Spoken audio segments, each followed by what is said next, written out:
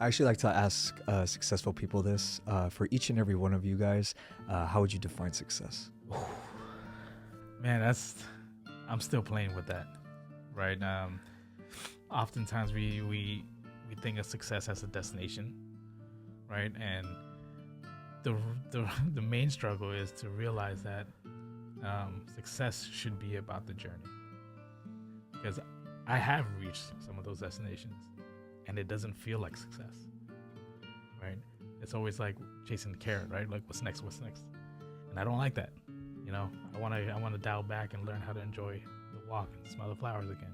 Using the word success is just a lazy way of describing your life experience. That's almost as saying like, I'm good, or like, oh, that tastes good. Like, man, I just spent 25 hours cooking this piece of food for you, and all you had to say is, I'm good. That's the same thing as saying, no, yeah, I'm successful, or like, you're successful. No, that if you're using that, it's just like a broad, and it's subjective. I don't want to hear about what you think success is. I want to hear about your life experience. Talk to me about that. That's it, like if we try to generalize anything, especially the term success, or even the term depression, or even any of those type of things, we're removing the human element from it. Welcome back to another episode of High Value Discussions, where we dive deep into the strategies, stories, and successes of entrepreneurs and innovators shaping their industries. Today, I'm joined by two individuals whose careers exemplify creativity, vision, and execution. My first guest is an educator, creative professional, and a tattoo artist whose work goes beyond the canvas to inspire and to engage. As one of the hosts of 3 Pillars TV, he blends his artistic expertise with sharp insights on personal and professional growth. My second guest is a director, executive producer, music artist, and an entrepreneur. With a proven track record of leading high-impact creative projects, his approach to business and artistry demonstrates his power of combining strategic thinking and bold creativity. Together, they are the voices behind 3 Pillars TV, a podcast that explores the intersection of culture, personal development, and endless expansion. Ladies and gentlemen, I give you Lowe Lee and Dale Keano.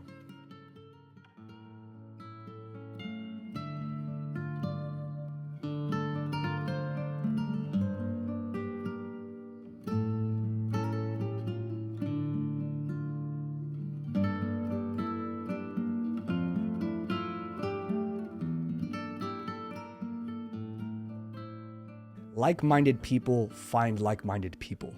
People who are complainers find other complainers. Winners find other winners. And something that I want to talk about when it comes to connections, partnerships, alignment, you guys found that within each other.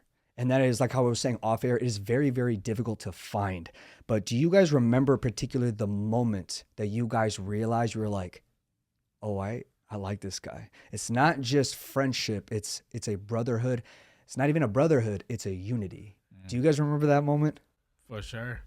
You remember it? I do remember. I mean, the first time we met wasn't too far from your house here.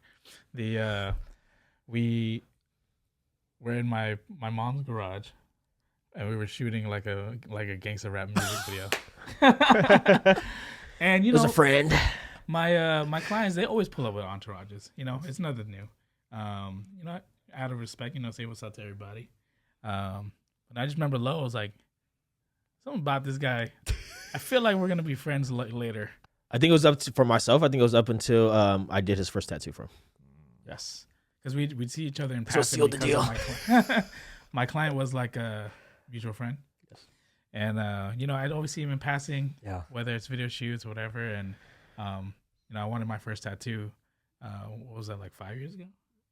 And ever since then, it was just like first conversation just led to the next one, We just got close. Yeah. And then you guys were saying off air that you guys align so much when it comes to mental health. You guys prioritize personal development, and you guys kind of put your guys' both perspectives together and learned off one another. So it's so funny how as men, they tell us to kind of keep it down, shut it off, like just shut up and work, nobody cares, etc. It's funny, expressing yourself has been the biggest flex. The biggest where it's like, man, I feel like those who are in pain or who are struggling and they get to express that, you're free. And when I see you guys speak about it on your particular podcast, I'm like, oh, they're free. And I don't know if you guys noticed that too. As creatives, you're already free because the way you express yourselves. But to be vulnerable is a different kind of flex and express it, but still continue to execute on whatever you're doing. So I remember a few years ago when me and Dale's relationship really strengthened and we really established like a really strong foundation with each other was when we were both going through a similar process with our business and our own mental health. And being creatives with our fields, I'm an artist, tattoo artist, teacher, a painter, and then Dale is a creative visual artist, and he does music and productions and all kinds of different types of things. Not really common creative jobs out there, right?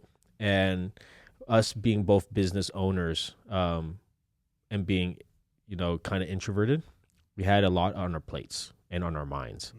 And for myself, I remember feeling that there was so much congestion in my life with the business, spiritually, mentally, my physical health, and the insane workload that I had on top of me. I felt like nobody in this world could understand what I was going through.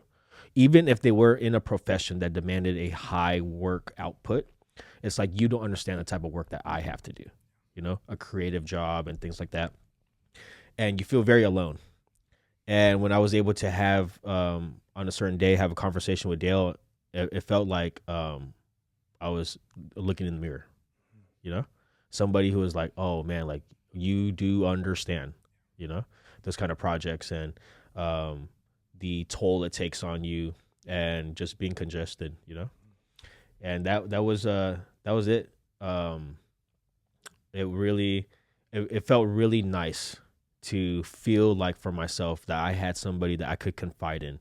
And it wasn't not to like undermine anybody else that I was talking to during that time, but it felt really nice to have somebody to talk to where I was just like, this guy really does understand. And I could just tell him all this and he can tell me that.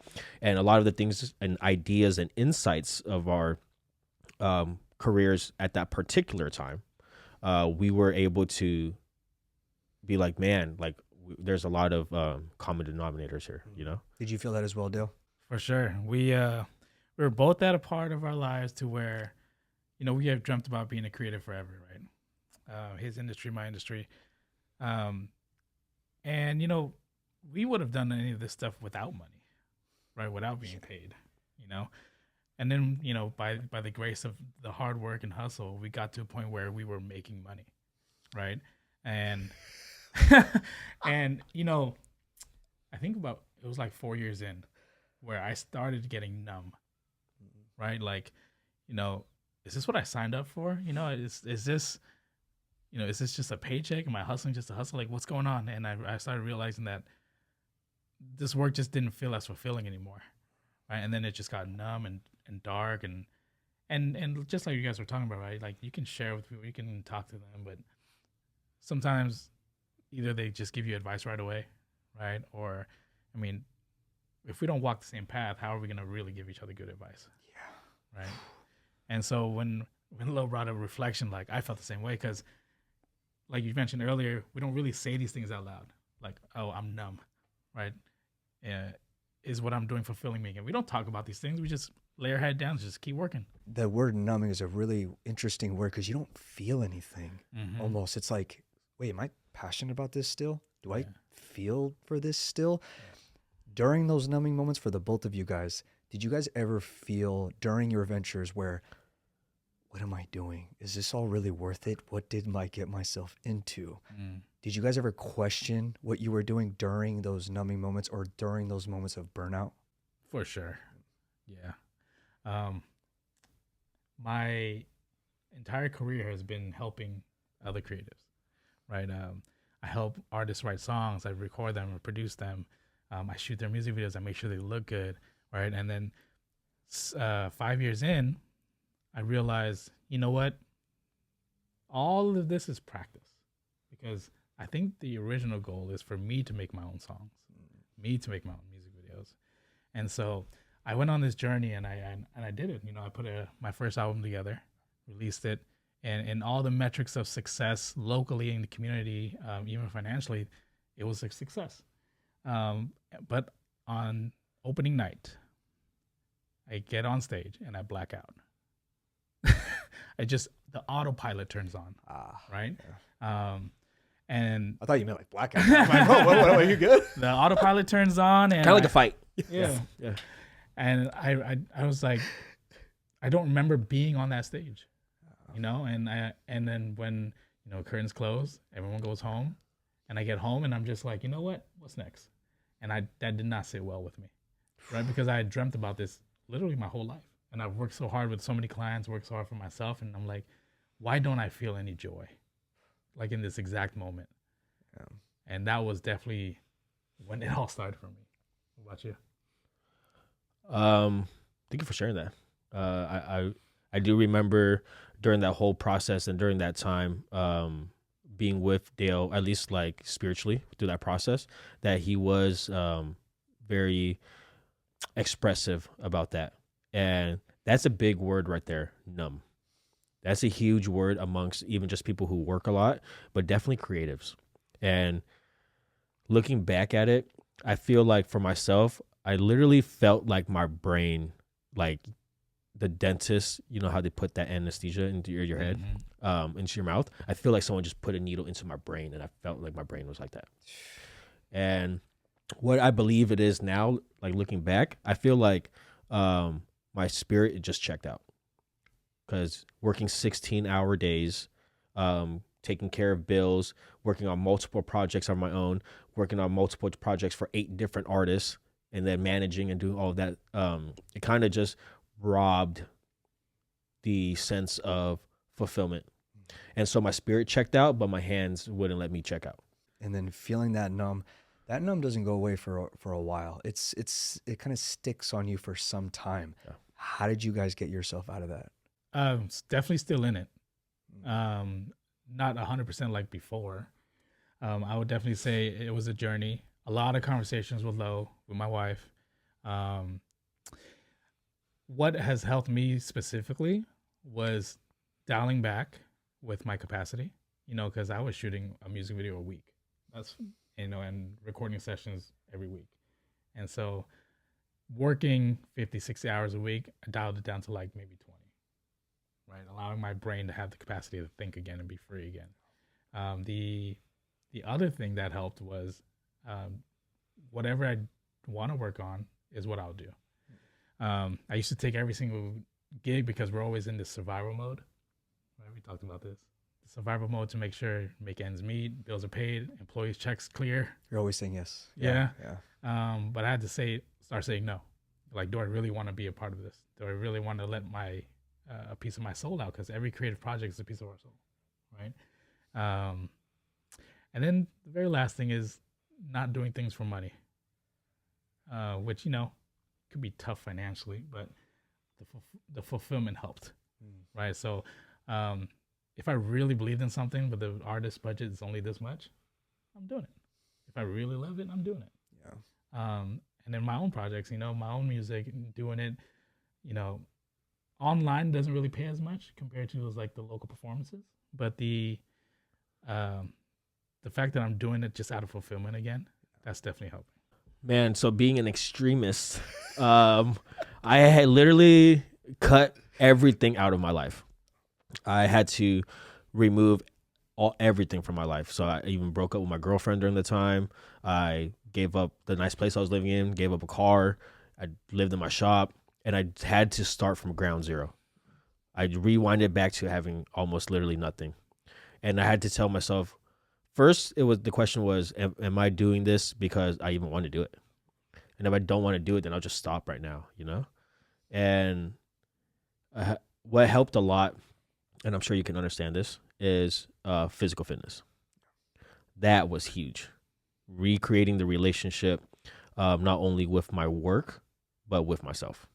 That was like the key factor in that. How do I go about my day and remove not only the luxuries, but also removing the conversations and the people and the habits. Yeah. So I had to restart all of that and be like, okay, let me shave all of this off and all this damage I've done to myself from all the toxic things. And redeveloping that, shaving myself down and building myself back up. Yeah. Do you guys ever get nervous? Because something that I've noticed when it comes to creatives, entrepreneurs, business owners, risk takers, is they always have to put puzzles together. And it's almost like that numbing feeling will always be there because we're always putting something together. Every project will create more stress, more strain. Some projects are not as strenuous, but it's almost like we'll always have that piece of numb in us, whether it gets leveraged and subtracted or it raises. But I feel like it's always going to be there somewhat. Do you guys get nervous, or are there ways that you can kind of mitigate it or eliminate it? Or do you guys even want to eliminate it? Because I feel like what makes creatives so great is they are always putting themselves in places of discomfort. I like that insight and I like that perspective on it. I feel like as of right now, the numbness from before, if I were to like catalog it into an idea, it was probably because of just too much monotonous repetition with nothing fulfilling. Overloading the workload, not necessarily that the workload was hard, but just doing a lot of the workload chasing something exciting.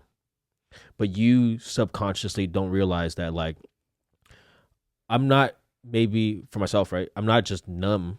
I'm just not excited. And we had a conversation about this the other day, and it kind of blew our minds. Because I was like, maybe you're just not numb. Maybe you're just bored. You ever thought about that? And he was like, what? Yeah, because we didn't get into this for a paycheck. Yeah. You know, we got into this for freedom. Yes. Right. And so, you know, the everyday hustle just became a means of a paycheck. Do you guys find it very rewarding? Because creativity, again, is very freeing, but also gaining compensation for what you bring to the table is a very rewarding feeling. And like you said, the things that you guys do, you guys would do it for free. But the fact is, it became business. What you guys bring to the table is very valuable. And what is value? You deserve compensation. To be very, very clear, I am very grateful for my clients. We love you. I'm extremely grateful because, you know, the term freedom that we bring up a lot is, you know, we get paid to do what we love, right? We can have our own schedules. We can really focus our hours in the week on that idea, on that project, right? Because we've all had jobs before, right? And 40, 50 hours of 50 hours of doing something that we really would amount to nothing, really. You know, you're just a part of the puzzle that can be replaced, right? These days, I get more fulfilled without money. Explain. Yeah, the rewarding part of it is not the money anymore, right? I guess that's where I'm getting to. Sure. Yeah. I think all these external factors, I'm more trying to focus on what's validating my own internal peace. Yes. I think that's what I'm chasing now. You know, What purpose does the money serve? Instead of just trying to hoard a bunch of money, living with purpose. Living with purpose. Yeah. And it's funny, another layer of everything that we're doing, because we put in the time, right? Things will get more difficult as we reach another length, another mountain. It's almost like that feeling of like, dang, is this going to make me numb or is this going to give me more fulfillment? I feel like I'm in the same boat with you, man, where it felt so strange getting money after doing something you actually genuinely love, but now it's more the fulfillment aspect. So every time me and my brother, we conduct events for people when it comes to production, videography, photography, etc., our main purpose is to always over-deliver. And another creative asked me, he's like, Daniel, you don't get paid to over-deliver. I was like, that's where you're wrong. I actually get paid when it comes to the feeling of that they get when it comes to when we over deliver. They were like, wait, we only pay for this much, but you give us this much? I love that. Yes. I respect that 100%. That is amazing that you have that perspective on it and you carry yourself like that. I value that characteristic in people very highly. Speaking from the lens of a creative, I think that if you don't do that, then you're selling yourself short. If you don't do that, then what is the purpose of you going out there and providing your time? The money is just a byfactor. They're here to see you. And a philosophy in my life that I live by is that you got 24 hours in the day. We don't get that time back. So regardless of this piece of paper or this item that someone may give to you for your time, how well you live your time is not dictated by that item, it's by your character. Yeah. And how well you can produce based off of your experience and your skill set. And even though being creative is very freeing, but it is also very difficult as well. What are some of the hurdles and some of the headbutts or headaches that you each have to deal with? Growing up with like the Asian dictator dad, you know, I'm sure everyone can relate, but people pleasing is a touchy topic, right?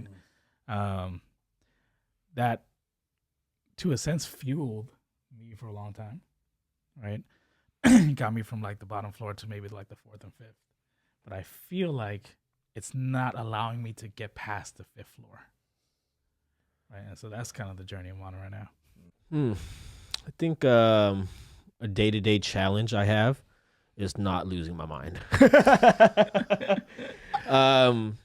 It'd be often, bro. Yeah. A day-to-day challenge is refocusing back on the simple objective at hand, life objective at hand, keeping things simple. Because when you dive deep into the realm of the mind, there's a lot of capacity there, especially if you live there for a long time. And I'm sure everyone at this table understands, like, we like to scratch all of our itches. So, you know, you're interested in one topic. I need to know everything about this right now. And then 5 minutes later, you're buying a piano at Target, you know, something like that, you know, and just organizing the thoughts and keeping it simple. I think that's a challenge as a creative, you know. Yeah. And I asked, what's the most challenging part? What's the most fulfilling part? For me, the most fulfilling part is knowing that, when all of this is over, I don't regret anything. For sure. I think the most fulfilling part in my day-to-day is being able to go to sleep at night and look back and be happy that I lived life how I wanted to. When you guys put something to work, it is very difficult at what you guys do, but has it raised your capacity to it's like, what else could I do? Absolutely. Absolutely. So that first thing we were talking about where the outliers, right? I feel like as creatives, to be a very effective creative, and I teach this in my classroom, is that some people, if they were to live a life where everything was already structured for them, the order of operations is already very clear. You're not going to live as much of a fulfilling life because then you're just fitting into the molds that have already been preset for you. Us as creatives, where we get our excitement from is that we're constantly trying to fix our mistakes. And that's where you learn the most. Because in class, when I teach drawing principles, I don't give any lessons in the beginning. I say, this is your objective. Do what you have to do.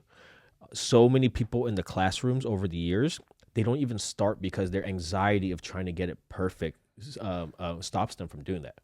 And I tell them, you have to make the mistake first to even understand why you're doing something a certain way. I can show you how to do it. But then if you don't understand for yourself why you need to do it or why you need to make this change specifically for yourself, you're never going to absorb or grow for yourself personally. You're just going to fall into the same routine and just follow with what I do. What is the point of that? That helps. So going on to your next point, that definitely helps with the capacity of being able to problem solve. Your skill of deduction and reasoning, it grows, you know? And like Miyamoto Musashi said, to know one thing is to know all things. You brought up a few minutes ago, like not losing our mind, right? Like on an everyday basis. But on the other face of that is the way Lowe conducts himself. What I appreciate the most is he always has it together, especially when we're in front of people. Yeah. Right? Because we know the show has to keep going. Right. And if we're not out there directing and making sure the ship is sailing the right way, like, will the ship move? Yeah. Right. So that's one of the things I appreciate about you, man. Definitely. Thank you, by the way. I like to think of it as I just like to unapologetically be myself. So there's no need to strategize or think about anything, you know? Yeah, just be yourself and like for what it's worth, right? You get what you get. From Dale, and I'm gonna say this to the whole world. If I didn't have Dale for these past few years, I'd probably be in a circus in Siberia or something right now, you know, because I'm super unorganized especially when I'm in times of like distress. I become very irresponsible in terms of like everything management and things like that. I go down the rabbit hole. So Dale's commitment to structure, timelines, valuing how much effort people have to put in, valuing a structure to just kind of put everything that you are into that structure so that we can give out something that's digestible. Dale's tenacity and his like how he sets his foot on that, like I respect that so much about him. Yeah. You know, and the podcast that we have and the business ideas that we have going right now, it wouldn't be possible without that. Yeah. And I would just be a shell of infinite ideas if it wasn't for Dale. I remember listening to you guys' first episode, and then you guys said we were supposed to start this 4 months ago. Yeah. And it's so funny. Do you guys more have the belief of going all in right away, or strategically planning accordingly and then starting a venture? Because what I like what you guys said, you guys off the bat right away said it. Yeah, you know, guys, we're here, but we were supposed to do this 4 months ago. So it's almost like you guys strategically plotted properly. Do you guys have the more belief of like, go all in right away, start right now, today, so on and so forth? Or no, we got to do this at this time frame, then this, now we're a go. Our strategy actually was wait for our capacity to fill up. Because we both, like Lowe mentioned a while ago, we both go ham. You know, like no matter what it is, we take it on, we say yes, we go ham. Right. And then, you know, we'd be kind of like, if we don't practice what we preach, you know, this is just going to bring us down the same cycle. Right. And so we did have a timeline. We did have conversations around when we wanted to start. But we waited until both of us were ready. This was so if we were talking about just the podcast that we started, we came into it with no strategy. Well, we're kind of more on the end of like no strategy. And this was the first time any business proposal or any partnership that I've had where we respected each other's energy and our capacity to commit. So we're like, okay, do you want to do this today? No, you're not feeling good? Okay, it's okay. You know, like those conversations were weird, you know?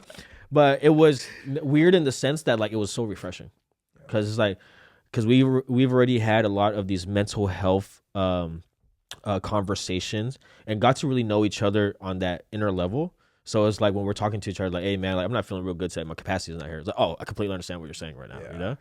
But in terms of other businesses and any projects, I feel like it's good to always strategize.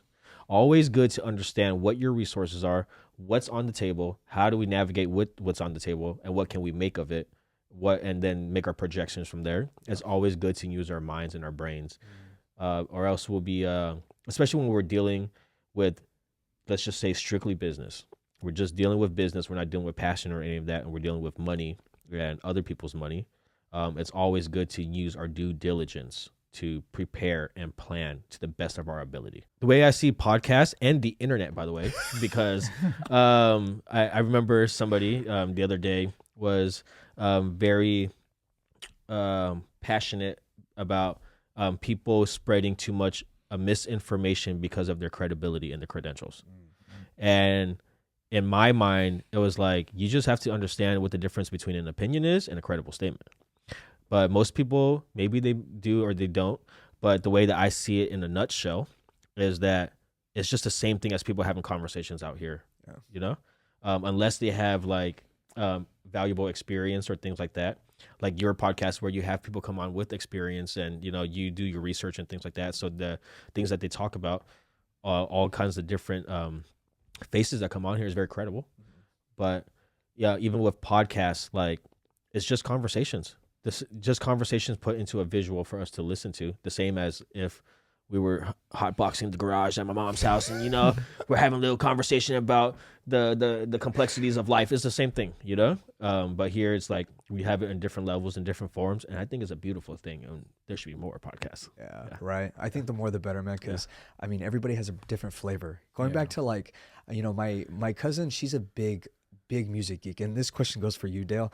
And it's something that I told her a few months ago. I was like, it's very fascinating that there are so many artists out there, there are so many producers out there, but it's crazy how they can literally sit back and think of a new beat. They could think of a new way to say this, and you would think that everything has been said, everything has been heard, but a new song comes out of nowhere. You're like, whoa, that is different. So that's something that I highly respect when it comes to artists, producers, is you guys can literally sit back and think of a whole new idea, which is pretty dangerous in the best of way.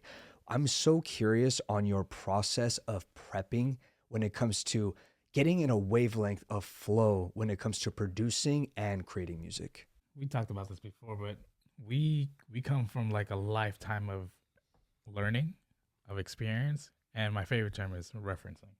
We have a whole brain bank full of like things that we've studied in the past, right? So we know what works, what doesn't work. And for my process is I take those and I use it to follow my gut, right? And so if I'm hearing a project and the client needs help with this and that, I don't like to sit and overthink about things. Like, if the first thought in my mind, that's why whenever someone comes to me, it's like, oh, you want to hear the song now? I was like, no. Like, I only want to hear when we actually get to work, right? Because those first instincts is what helps me get the ideas flowing better. Yeah. Okay. Because if you don't do that, then we'll be stuck in the rabbit hole for the next few hours, and we wander off into the infinite possibilities of creativity. Even for you, Lowe, how do you get into the mental space of not just creating, but you're also educating? But you have to be in a certain state of flow or just be on constantly. But when it comes to your process, when it comes to creating and educating, how do you get yourself in a state of flow where you're just good to go? So 2 different mindsets I have, different than dealing or working with a student or working with a client. So working with a client is very important that I understand what their end goal is. Give me your idea. How do you imagine this size of this art piece to be on you? What are your ideas? Do you have any references that you've been carrying on your phone for the last 10 years that you've been always wanting? Show me all of that, because then I tailor my professional creative process and structure it with all of the elements that they want, because then that makes my job much more fluid, and it saves. And not even just for the sake of saving time, but it makes the time more productive. Because at the end of the day, if I have clients who do this too, like, you know what? Here's an idea, creative freedom. Like, oh shit. Before, in my younger years, I'd be like, fuck, like, you can't do that. You know what I mean? Can't swear, I'm sorry. But I was like, you can't do that because that's not fair. Because I don't know what, I want to do a million things, But as I got older and wiser, it became easier because I was like, okay, now I can just like my style and what people are used to seeing. My portfolio was built so much that I was like, okay, you're already going to have an idea of what's going to come out. So the biggest thing that was lagging me was the fear of producing something that they're not going to like. So that makes you have to revise, like, fuck, I'm not going to be able to do this. But because your portfolio is so vast now, and there's a theme or like a familiar product that they're gonna get, and now I do it so with confidence. But if I'm gonna try to navigate it, I always try to talk to them and see what their ideas are. But working with a student, it has to be completely open-ended. Each student in my classroom, I treat every single student with their own personal sets of needs. I never come in there with a blanket statement, only a bare bones structure, but how the seeds grow inside of that structure is you just have to figure it out as you go. Yeah. Because everybody's needs going to be different. They're going to have different mental obstacles and emotions and stuff like that. So you have to help cater to each person's needs. Yeah.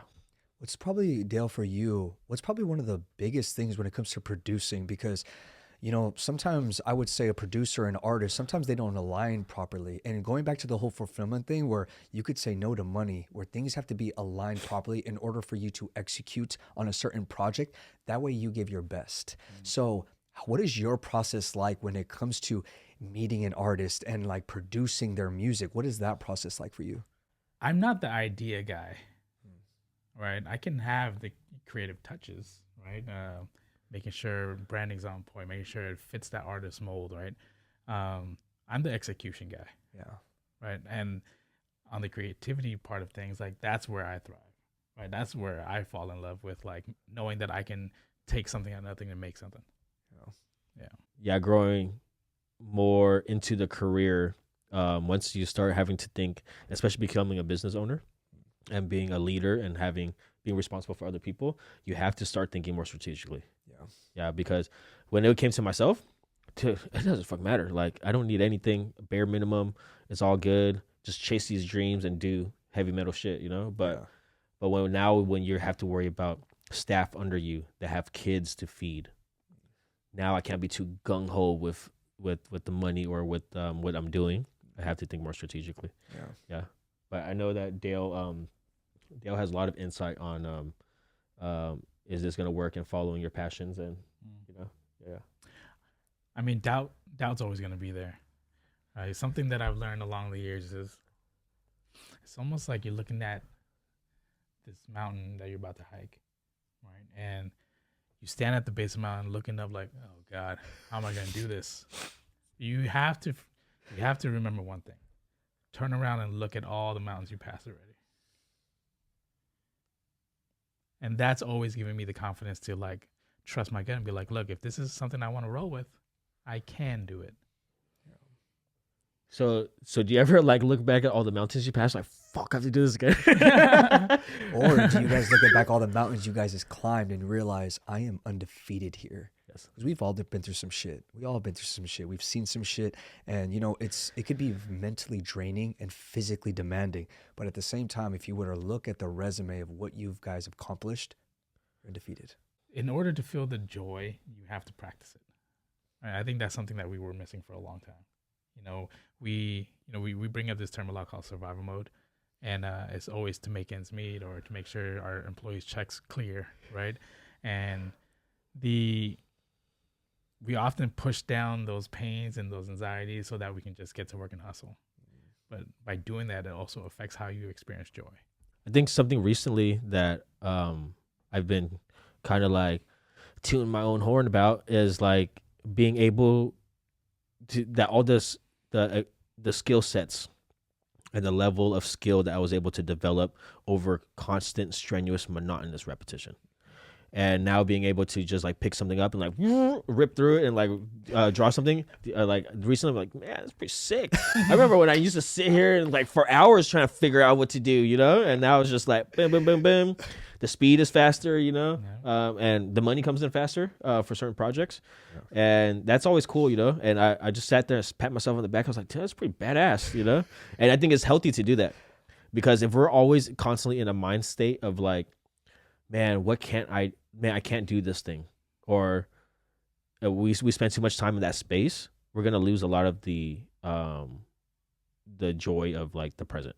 Instead of being like, man, this is what I can do, bah, bah, bah, bah, bah, Yeah. It's almost like we don't have a time where it's like it's quiet. It's always busy. It's always loud. Things are always happening at once. But we also need to take the time to gather information, gain information and knowledge when it comes to increasing our business acumen and our financial literacy. Back then, I didn't do it at all. As recent as a few years ago, it was always whatever's in front of me, I deal with it, right?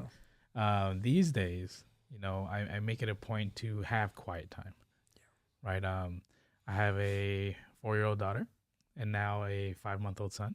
Being with them is my getaway, right? And I can't be with them if my mind isn't totally present, right? And so we do things like go to the beach often, go to the park. And all of this is to turn off your brain so that you can have the quiet time.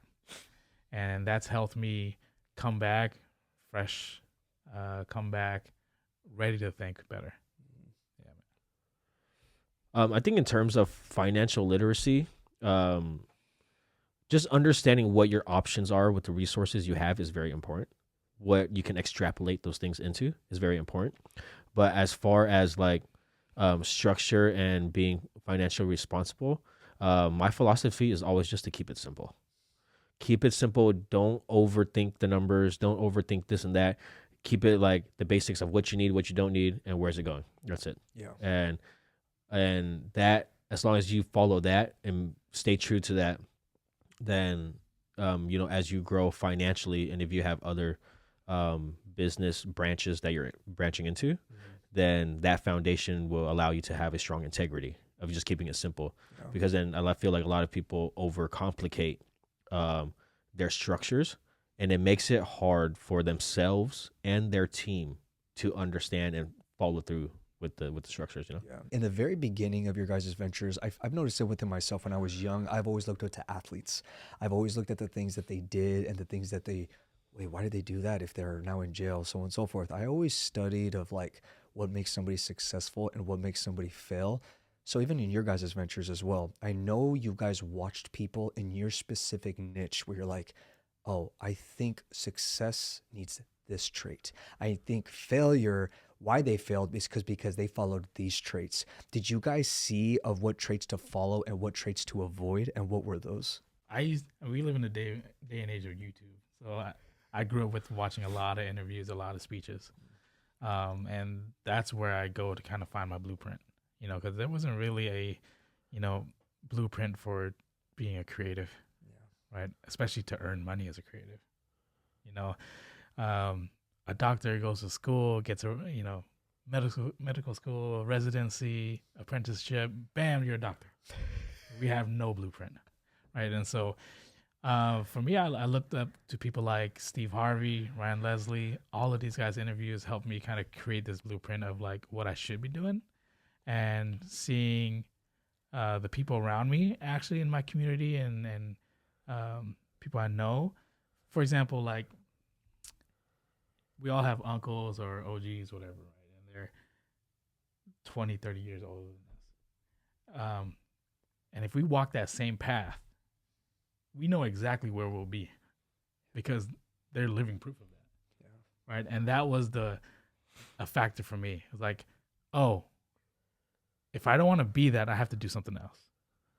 Smart. I'm going to say this. Every single creative outlaw inspiration I've had in my life has led me to failure. And whenever I follow a creative, and I'm talking about not in terms of structure, but in terms of like how they carry themselves, their habits, just their free lifestyles, it has always brought me nothing but a failure. Thankfully, I have a very heavy manufacturing and production background. And anything that had to do with sales and numbers and production and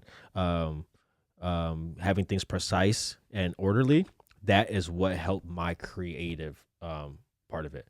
Because if I were to have just not have that aspect in my life of having those type of technical skills, I'm probably dead by now or something, like I definitely wouldn't have been able to open up a shop, been able to manage finances, been able to understand the importance of having things structured for production and that those type of elements, Yeah. So definitely following creatives and being a free spirit, especially in this Western society, that shit would get you killed. No, facts. When I was an athlete and when I lost, I remember the last time I lost, I said, while the guy was getting his hand raised, I said, I'd rather die than lose. I said that in my mind while he was getting his hand raised.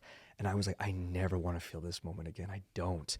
And failure came off after a lot. And I learned how to fail a little bit better. I learned how to lose a little bit better. And it kind of sharpens me up a little bit. It sculpts me a little bit. So I kind of welcome it almost and embrace it better rather than just avoiding it so much. But how do you guys bounce back and deal with failure? You guys ever heard of the acronym for FAIL? No. FAIL, first attempt in learning. For me, it became a acceptance almost, where like failing is a part of this. Like you said earlier, you have to make these mistakes in order to process things and learn from them, right? And if you're so scared to fail, you're never gonna learn anything. And so, dude, we fail every day. I still fail these days. Yeah. You know? Yeah, man. A lot of people ask me, especially students or people just with the tattoos especially, they're just like, dude, like, how did you like get so good? I was like, I'm not good. I just made a lot of mistakes. You know? I just did a lot of things that I just was open to making the mistakes. Yeah.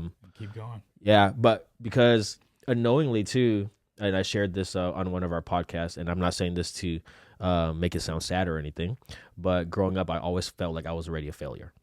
So it didn't matter to me if I failed some more, you know, but that just made me be able to, you know, get a little bit better at certain things, you know, and now in hindsight, I'm looking back like, oh yeah, hell yeah.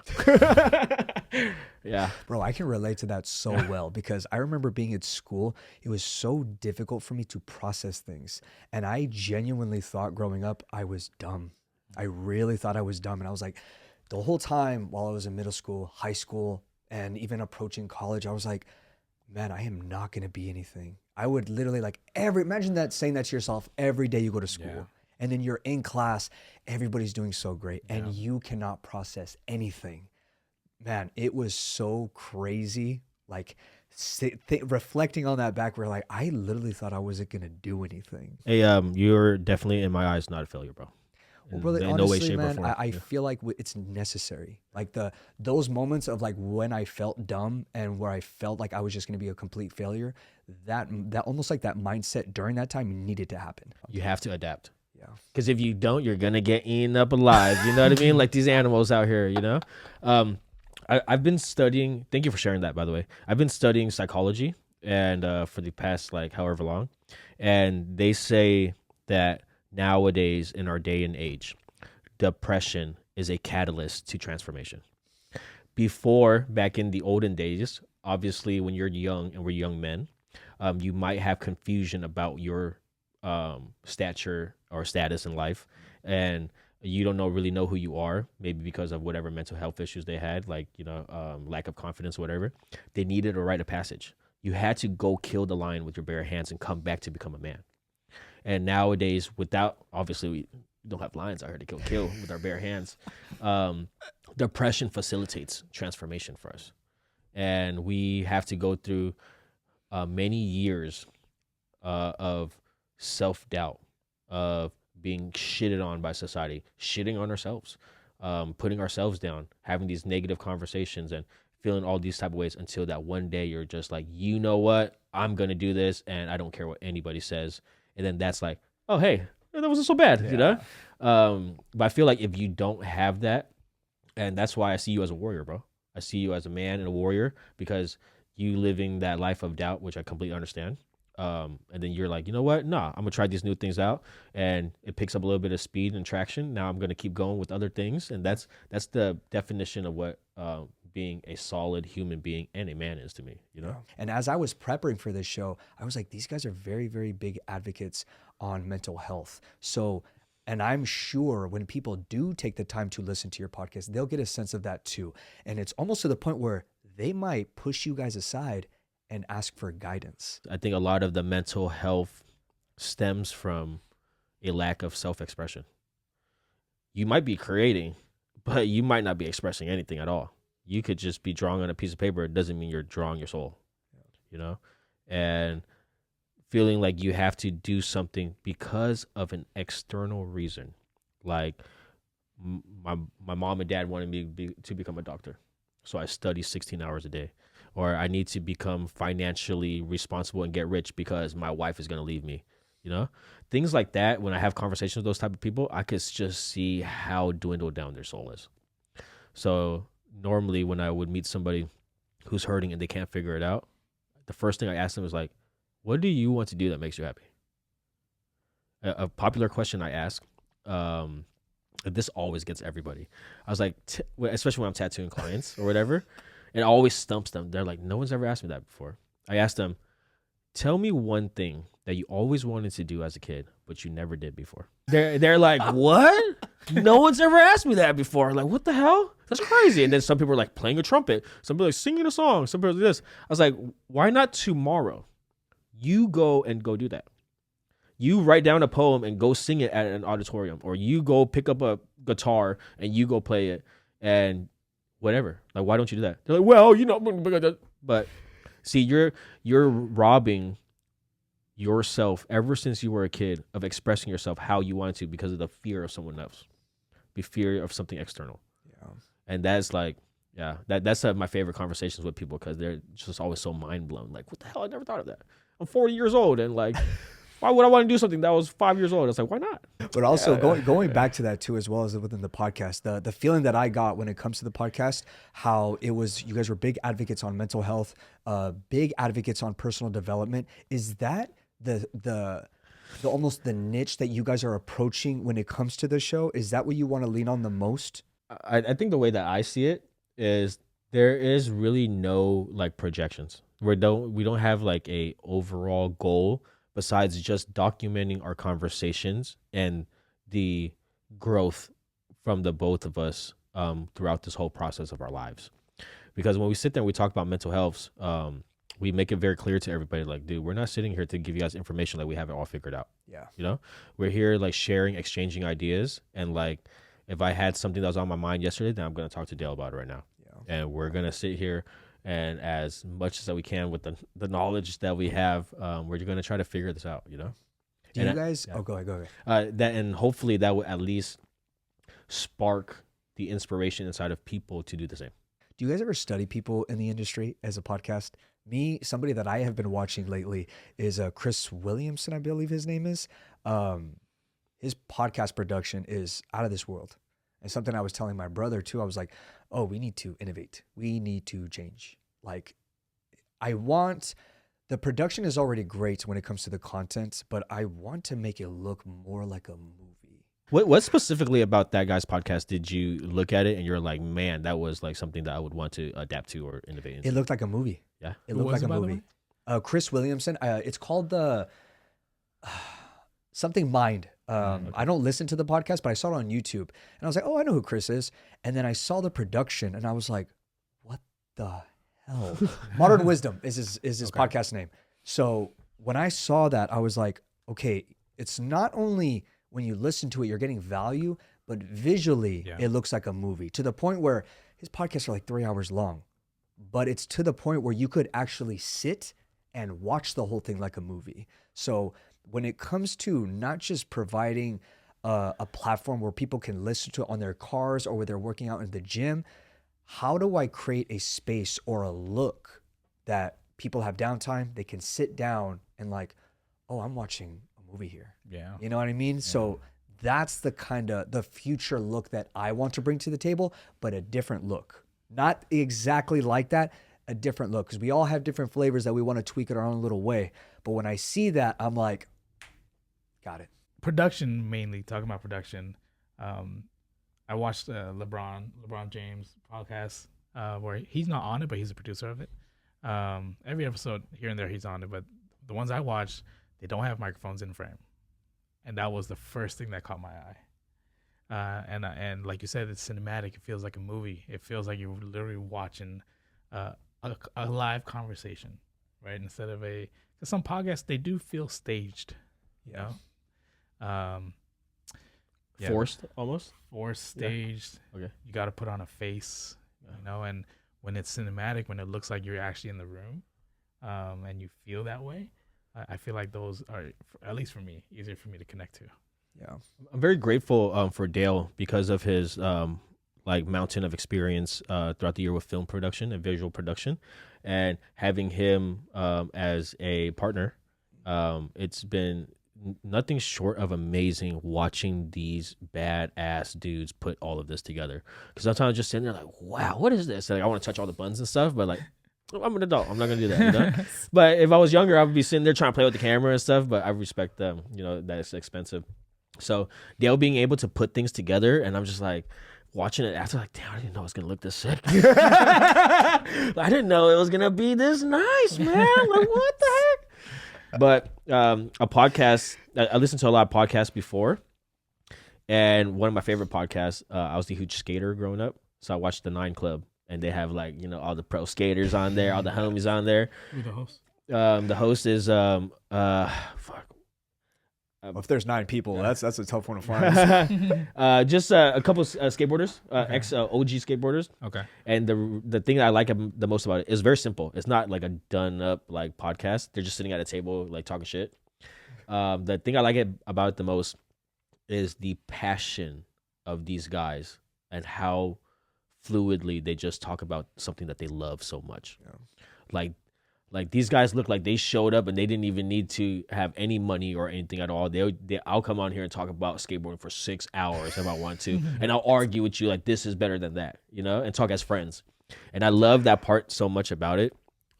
Just the authenticity of people who are just really passionate. And something I preach a lot with my clients, especially when it comes to like songwriting, is they come in and 16-bar verse, they have their lyrics set out for me, and I'm like, nope, we're gonna rewrite half of this shit.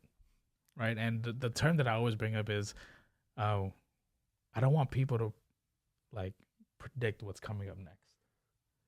Right.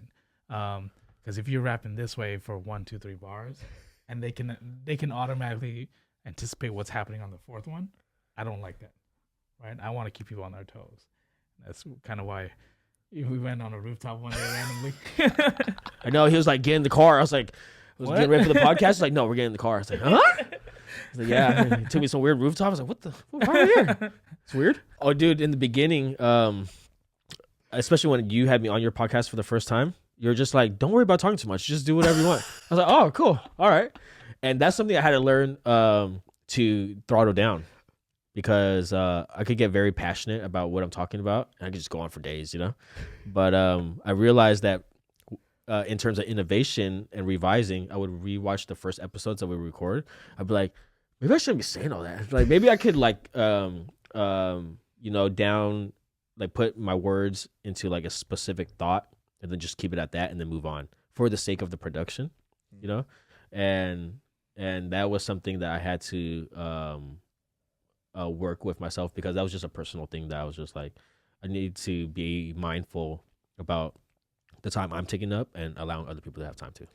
Yeah. My whole purpose, like something I was telling you guys off air, is for the guest to express themselves, for the guest to show off.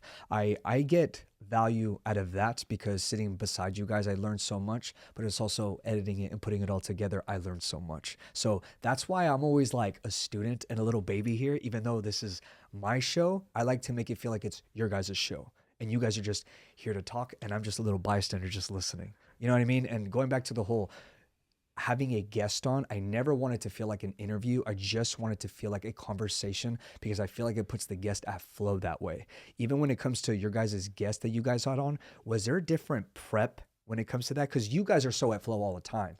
But when there's a guest involved, it's almost like the trajectory kind of needs to change. We definitely let it flow.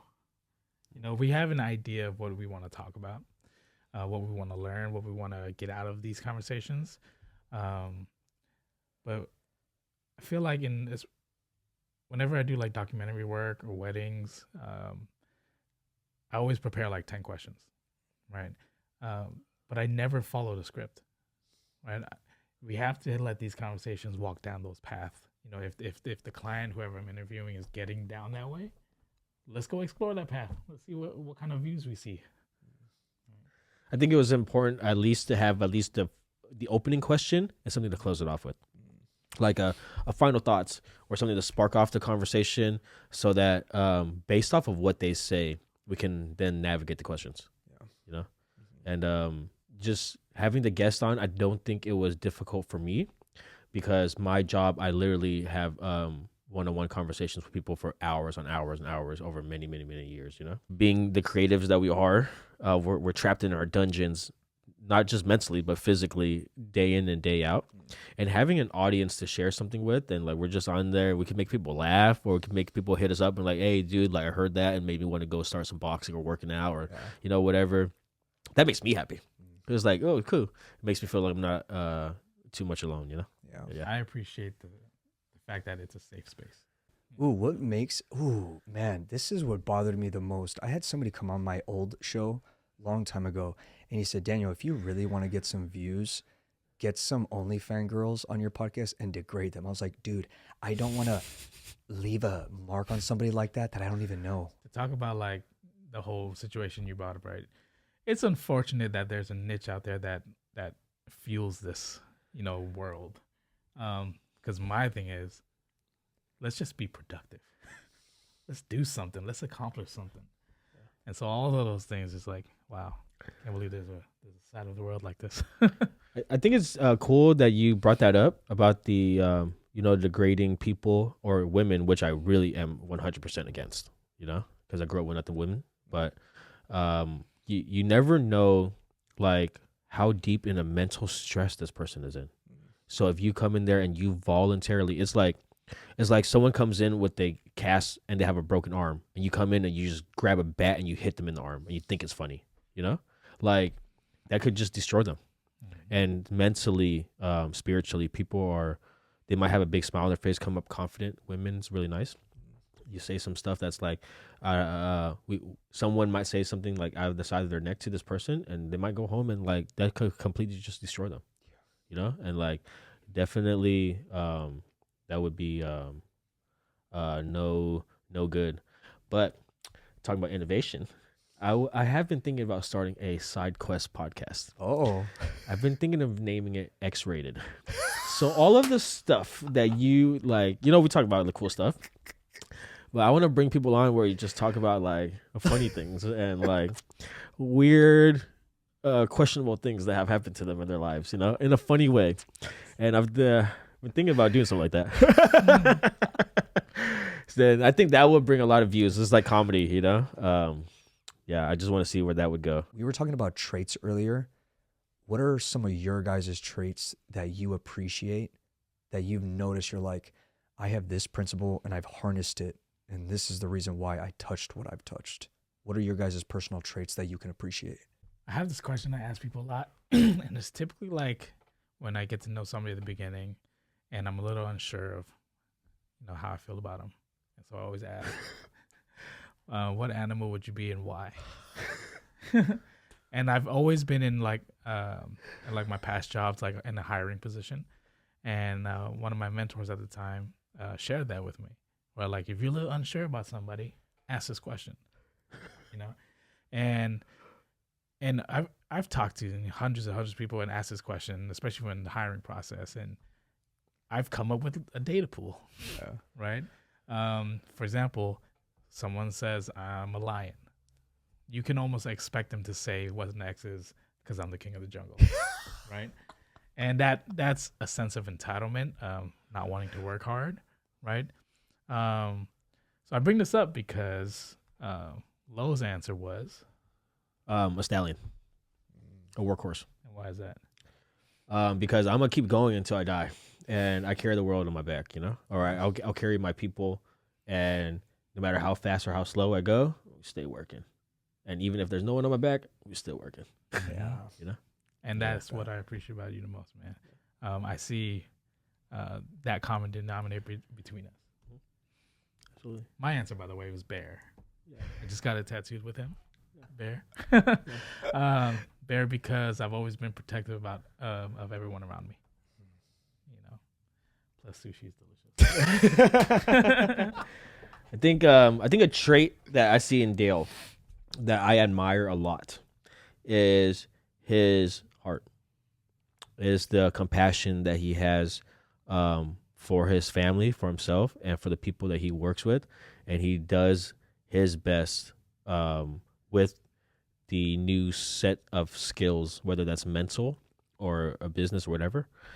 He mindfully every day applies it to practice. I literally watch him do it in front of my face, like he'll have a distressed employee come into the room and just be like manic about something, and they'll be like, look, we talk about it, and maybe you just go take a walk, take a breather, we don't have to start work right now, and and at that time I was like, that was so sick. But catch me like 5 years ago, I'd be like, what, that's weak, like, why would you do that, like what the heck, like who cares, Yeah. But understanding it now, I was like, dude, that's so sick, and I really appreciate that. I feel a good characteristic to have when it comes to work, when it comes to skill sets and crafts, is patience. Learning how to slow down. learning the value of the different speeds that you can move at.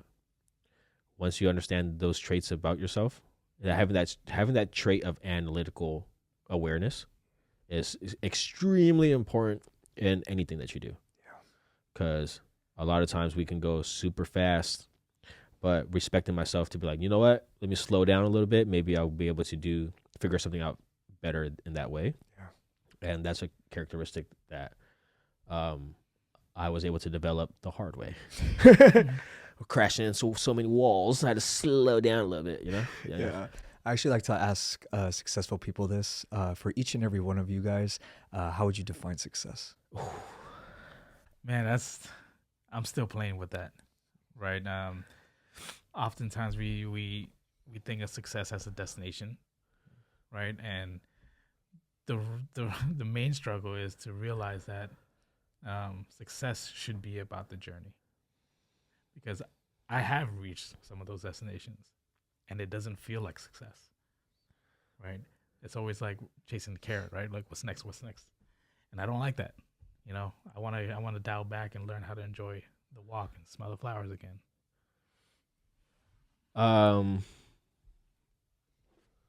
I been having this conversation a lot recently with a lot of people.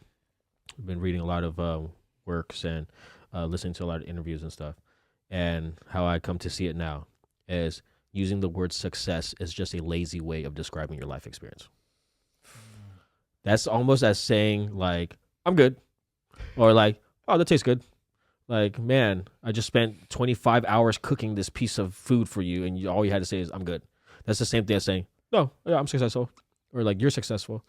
No, that if you're using that, it's just like a broad and it's subjective. I don't want to hear about what you think success is. I want to hear about your life experience. Talk to me about that. That's it, you know? Like, if we try to generalize anything, especially the term success, or even the term depression, or even any of those type of things, we're removing the human element from it, the human experience, you know? So I tend to not use those words, at least for myself, in my conversations anymore. Gentlemen, my very last question for both of you.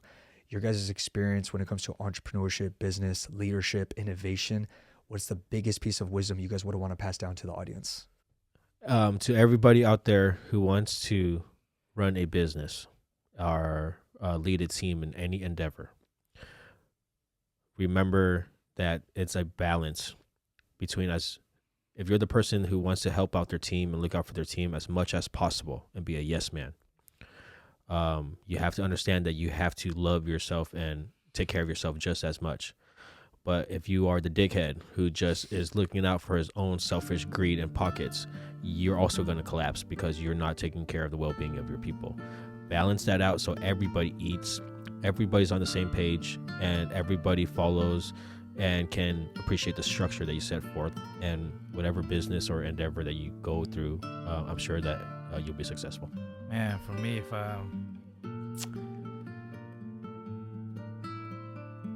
always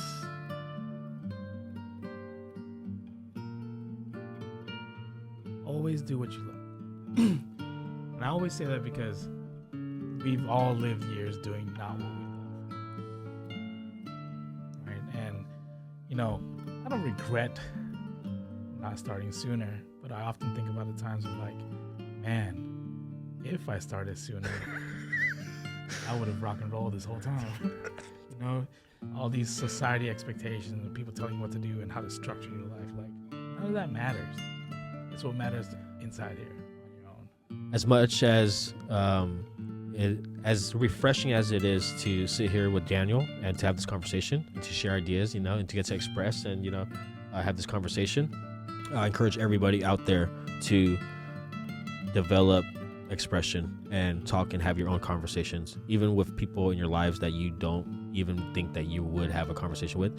Try it, like your mom or a brother or a close friend. That change the conversation, get into something deep, open and express yourself, and I think your life will get better.